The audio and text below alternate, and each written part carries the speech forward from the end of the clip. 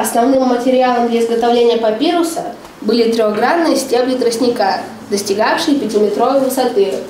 Для изготовления папируса использовали только нижнюю часть стебля длиной около 60 сантиметров. Ее освобождали от наружного белого слоя, а сердцевину белого цвета извлекали и разрезали на тонкие полоски ножом. Сегодняшняя тема Демида Титова «Путешествие в прошлое» является продолжением. Разрабатывать он ее начал в прошлом году. Школьник с увлечением рассказывает, как делали папирус в древности, и даже наглядно его демонстрирует. Друг Женя Макаров трудился над похожей темой. У меня, как раньше, изготавливали бумагу, это очень интересно. Мы даже попробовали сами ее сделать.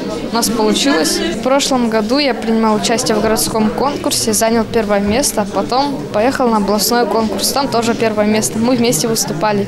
Занимаясь историей пищевых принадлежностей, мальчики узнают много нового для себя. Впрочем, как и все участники конкурса. Кстати, организаторы задали общую тему – составить экскурсию по родному городу и его живописным местам. В этом учебном году мы 2-й раз проводим этот конкурс экскурсоводов. И вам, юным экскурсоводам, есть такая прекраснейшая возможность еще раз себя проявить, еще раз показать свои способности, свой талант.